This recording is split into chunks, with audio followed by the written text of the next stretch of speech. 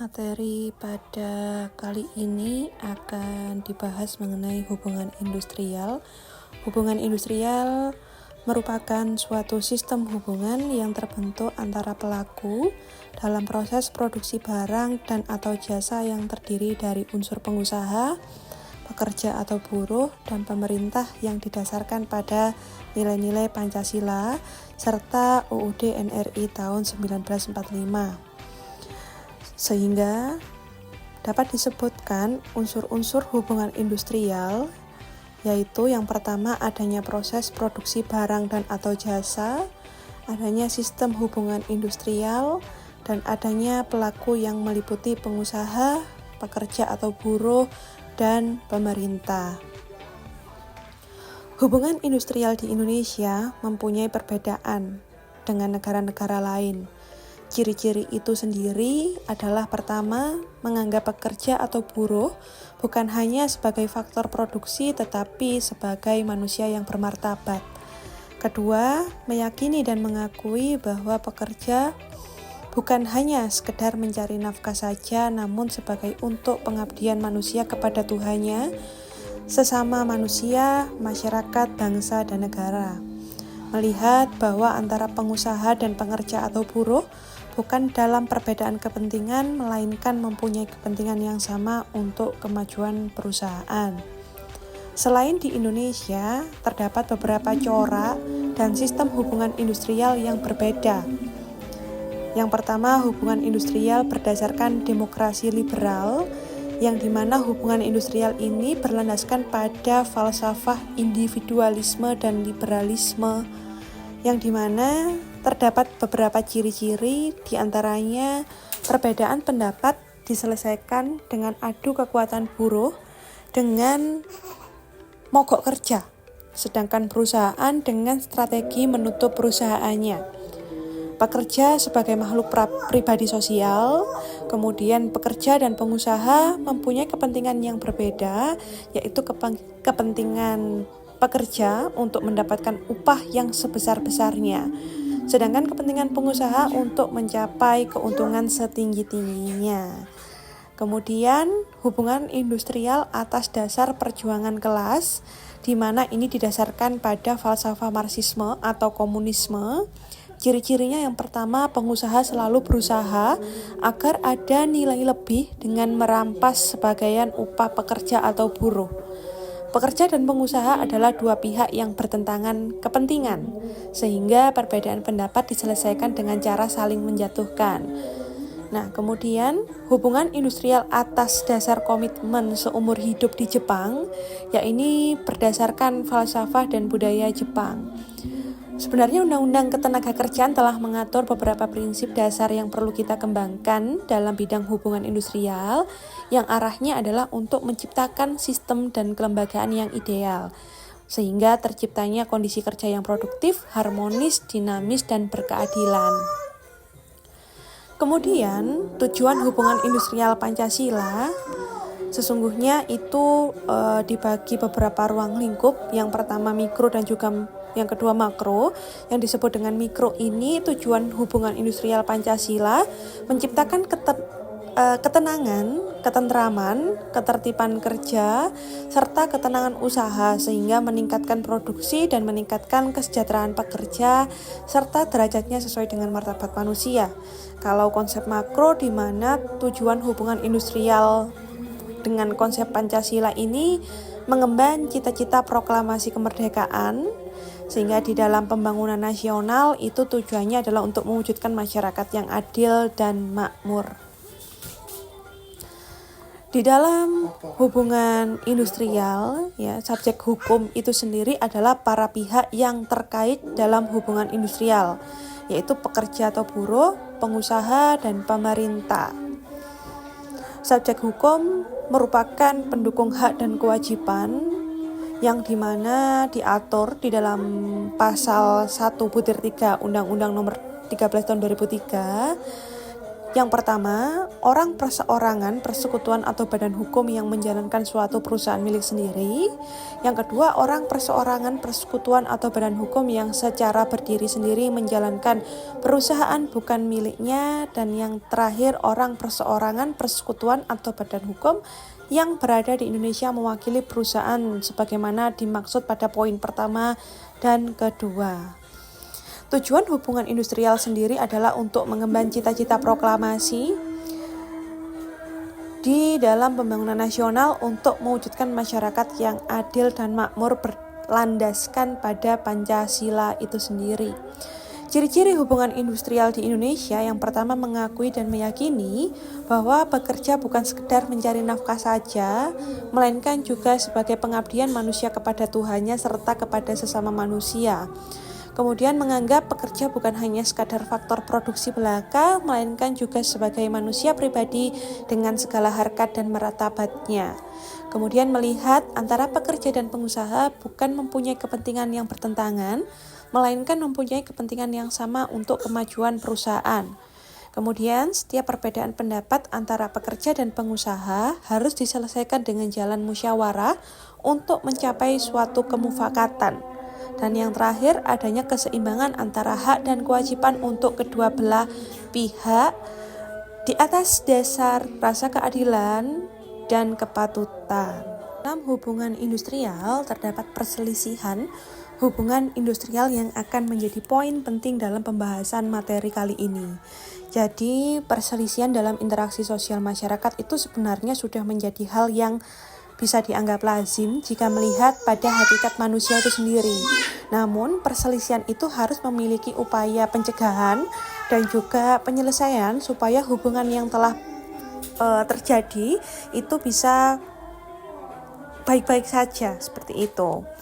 Nah, timbulnya perselisihan dalam ketenagakerjaan antara pekerja maupun buruh dengan pengusaha biasanya terjadi karena adanya rasa tidak puas baik bagi para pekerja itu sendiri, ya, atau bisa jadi dalam konsep pengusaha itu sendiri. Nah, sebagai contoh, pengusaha misalnya memberi sebuah kebijakan atau peraturan yang mereka rasa dapat diterima oleh pekerjanya. Namun menurut pekerja itu sendiri, ada perbedaan pandangan yang berbeda-beda terhadap kebijakan yang telah dibuat oleh pengusaha.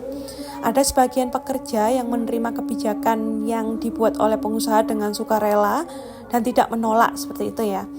Jadi sebenarnya pokok pangkal ketidakpuasan itu umumnya berkisar pada masalah-masalah seperti pengupahan, kemudian jaminan sosial, kemudian perilaku penugasan yang terkadang itu dirasakan kurang sesuai dengan kepribadian, ya.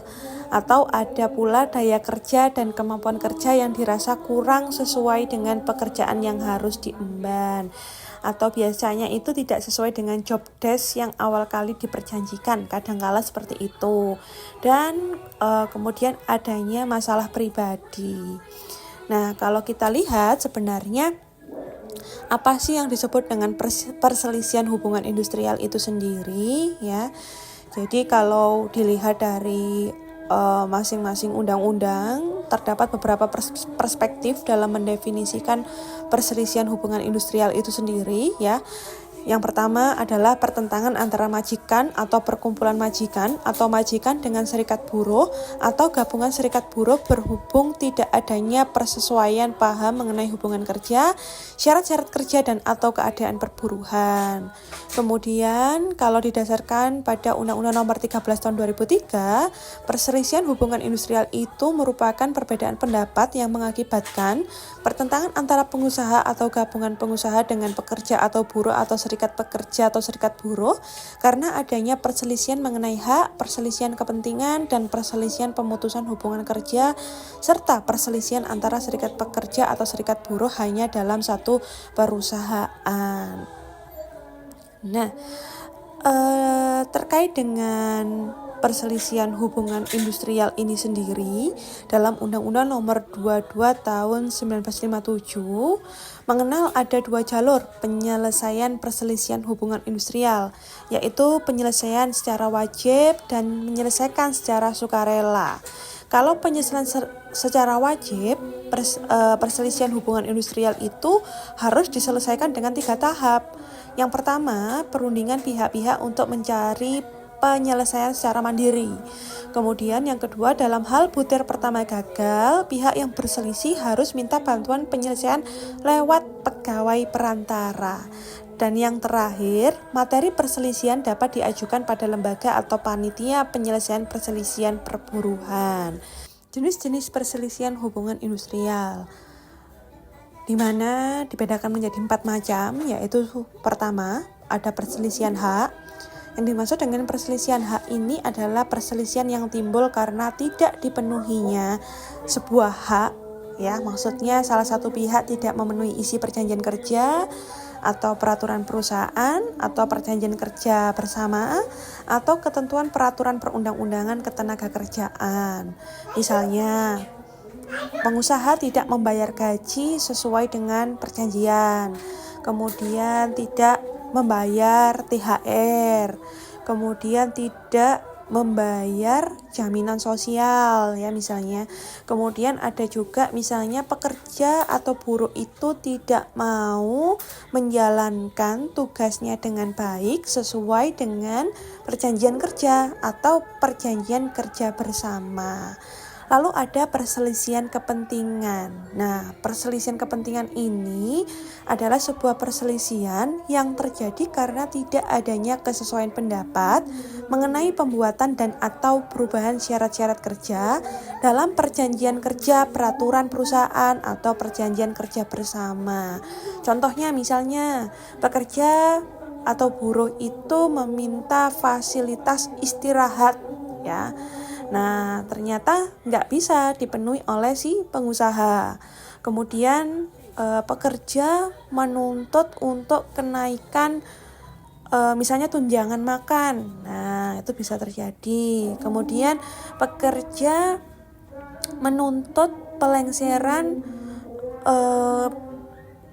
pejabat, ya misalnya pejabat perusahaan yang menaungi unit kerjanya misalnya. Lalu ada perselisihan pemutusan hubungan kerja atau PHK.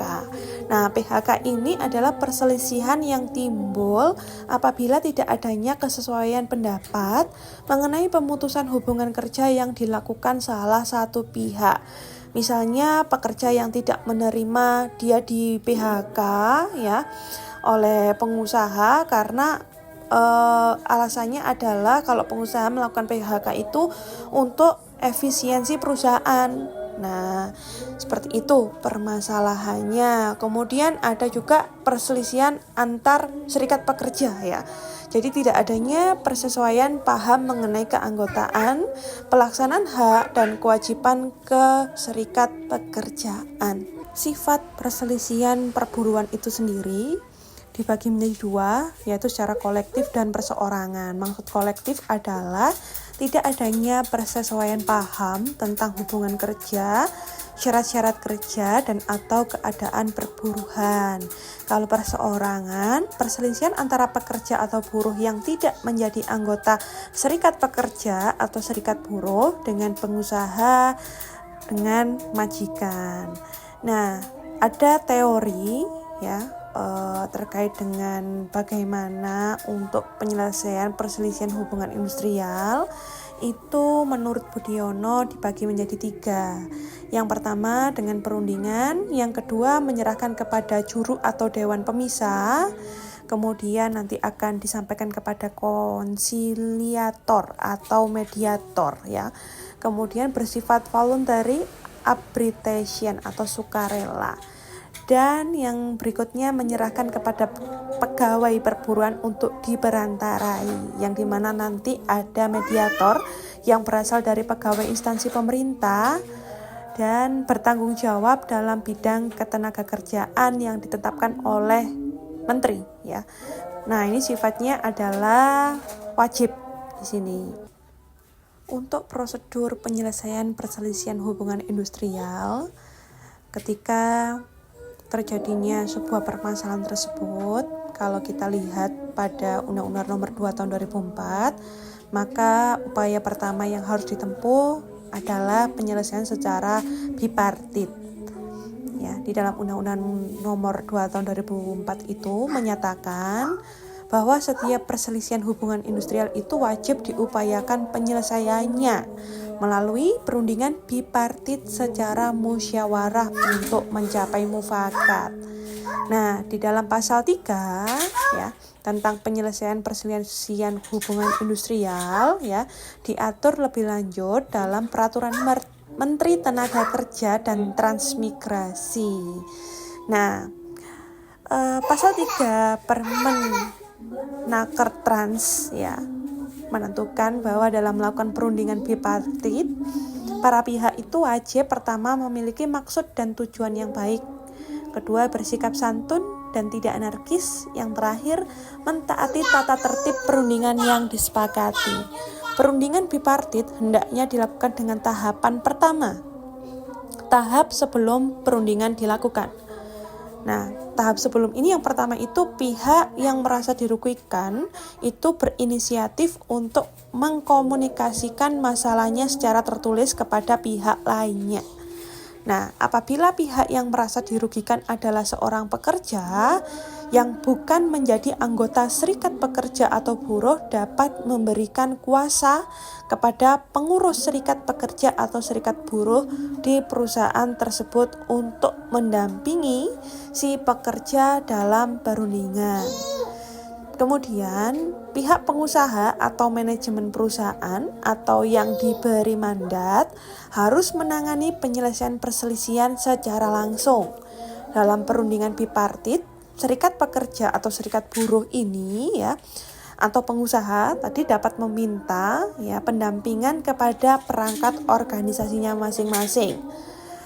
Kemudian, pihak pekerja atau buruh yang merasa dirugikan bukan anggota serikat pekerja atau serikat buruh dan jumlahnya lebih dari 10 orang, maka harus menunjuk wakilnya secara tertulis dan disepakati paling banyak 5 orang pekerja yang merasa dirugikan. Dalam hal perselisihan antara serikat pekerja atau serikat buruh dalam satu perusahaan, maka masing-masing serikat pekerja atau serikat buruh itu menunjuk wakilnya paling banyak 10 orang.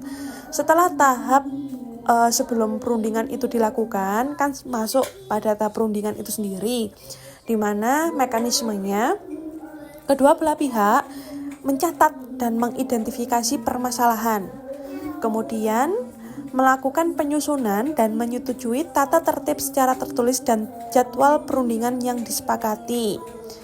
Nah, setelah itu dalam tata tertib itu sendiri, para pihak dapat menyepakati bahwa selama perundingan dilakukan, kedua belah pihak tetap melakukan kewajiban sebagaimana telah ditentukan.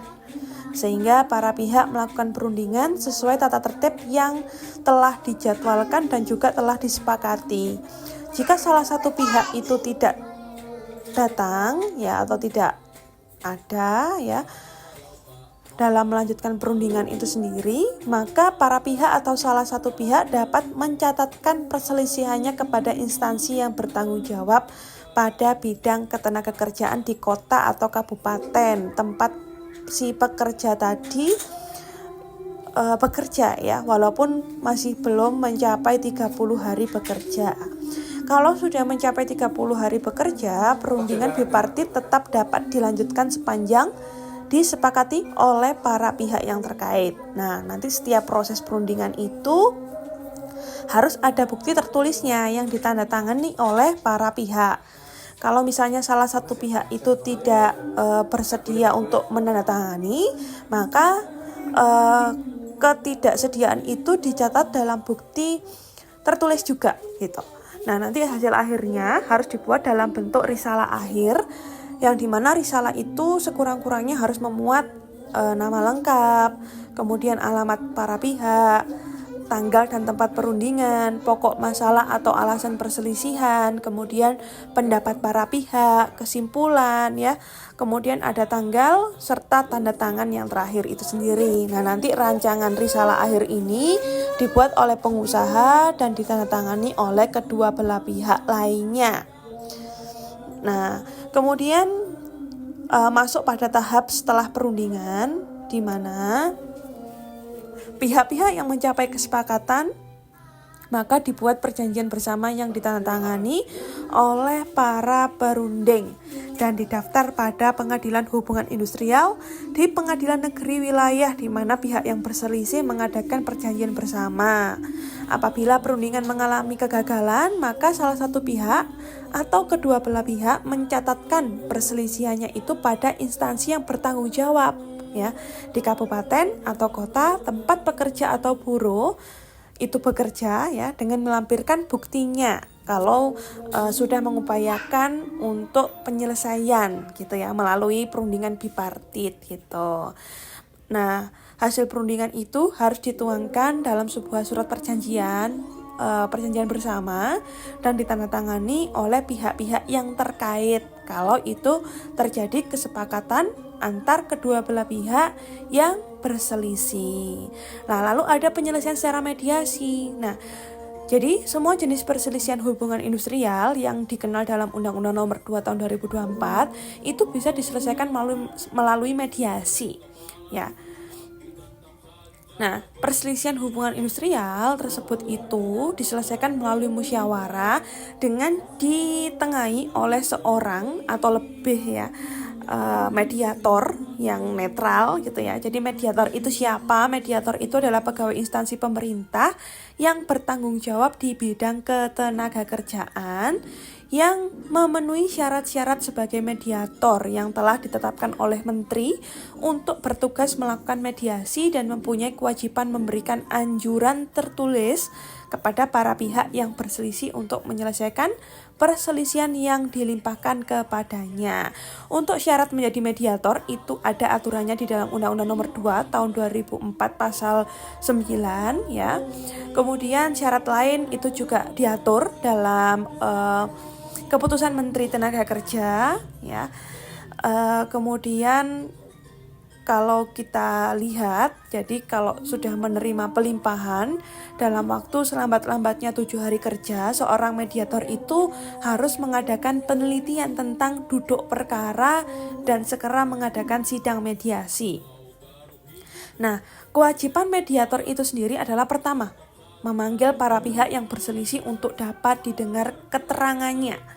Kedua, mengatur dan memimpin mediasi. Ketiga, membantu membuat perjanjian bersama apabila tercapai kesepakatan. Kemudian, membuat anjuran tertulis apabila tidak tercapai kesepakatan. Kelima, membuat risalah penyelesaian perselisihan hubungan industrial, dan yang terakhir, membuat laporan hasil penyelesaian perselisihan hubungan industrial itu sendiri. Nah, kalau untuk pemanggilan saksi atau saksi ahli sesuai dengan Undang-Undang Nomor 2 Tahun 2004, di dalam pasal 12 itu menentukan, ya, yang pertama barang siapa yang meminta diminta keterangannya oleh mediator untuk penyelesaian perselisihan hubungan industrial, berdasarkan undang-undang ini wajib memberikan keterangan termasuk membukakan buku dan memperlihatkan surat-surat yang diperlukan atau dibutuhkan. Kemudian, dalam hal keterangan yang diperlukan oleh mediator terkait dengan seseorang yang karena jabatannya harus menjaga kerahasiaannya, maka harus ditempuh prosedur sebagaimana diatur dalam undang-undang yang berlaku, dan mediator wajib merahasiakan semua keterangan yang diminta sebagaimana dimaksud dalam ayat 1 itu sendiri. Nah, sebaliknya kalau misalnya tidak tercapai kesepakatan dalam mediasi, maka sang mediator mengeluarkan anjuran tertulis, di mana anjuran tertulis itu memuat pertama terkait dengan keterangan pekerja itu sendiri atau serikat pekerja, kemudian keterangan pengusaha, keterangan saksi atau saksi ahli apabila ada, kemudian pertimbangan hukum dan kesimpulan mediator, lalu isi anjurannya itu apa. Nah, kemudian anjuran tertulis tersebut harus disampaikan dalam waktu selambat-lambatnya 10 hari kerja.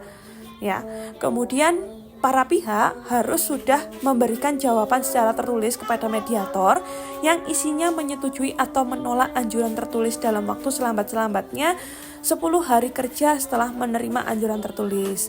Nah, pihak yang tidak memberikan pendapatnya dianggap menolak anjuran tertulis itu sendiri, gitu. Nah, kalau para pihak menyetujui anjuran tertulis, maka dalam waktu selambatnya 3 hari kerja sejak anjuran tertulis pertama itu disetujui, mediator harus sudah selesai membantu para pihak untuk membuat perjanjian bersama, kemudian didaftarkan pengadilan hubungan industrial pada pengadilan negeri, sama seperti pendaftaran perjanjian bersama, perselisihan yang diselesaikan secara bipartit. Maka dari itu, pendaftaran perjanjian bersama tersebut ditentukan yang pertama telah didaftarkan, diberikan akta bukti pendaftaran dan merupakan bagian yang tidak terpisahkan dari perjanjian bersama. Apabila perjanjian bersama tersebut tidak dilaksanakan oleh salah satu pihak, maka pihak yang dirugikan dapat mengajukan permohonan eksekusi kepada pengadilan hubungan industrial pada pengadilan negeri di wilayah perjanjian bersama didaftar untuk mendapat penetapan eksekusi. Dan yang terakhir, dalam hal pemohonan eksekusi berdomisili di luar wilayah hukum pengadilan industrial, maka pengadilan negeri tempat pendaftaran perjanjian bersama tadi, maka pemohon eksekusi dapat melakukan permohonan eksekusi melalui pengadilan industrial pada pengadilan negeri di wilayah domisili pemohon, ya, untuk diteruskan ke pengadilan hubungan industrial pada pengadilan negeri yang berkompeten melaksanakan eksekusi, ya. Nah, kemudian ada penyelesaian secara konsiliasi. Konsiliasi ini dilakukan melalui seorang atau beberapa orang atau badan sebagai penengah. Nah, ini yang disebut dengan konsiliator, dengan mempertemukan atau memberi fasilitas pada para pihak yang berselisih untuk menyelesaikan perselisihannya secara damai. Konsiliasi ini yang selanjutnya disebut dengan penyelesaian perselisihan kepentingan, perselisihan pemutusan hubungan kerja, atau perselisihan antara serikat pekerja atau serikat buruh hanya dalam satu perusahaan melalui musyawarah yang ditangani oleh seorang atau lebih konsiliator yang netral. Nah, itu diatur dalam Undang-Undang Nomor 2 Tahun 2004. Nah, konsiliator itu bukan PNS, ya, tetapi masyarakat yang telah mendapat legitimasi, ya, yang diangkat oleh menteri dan mempunyai kewenangan yang sama dengan mediator.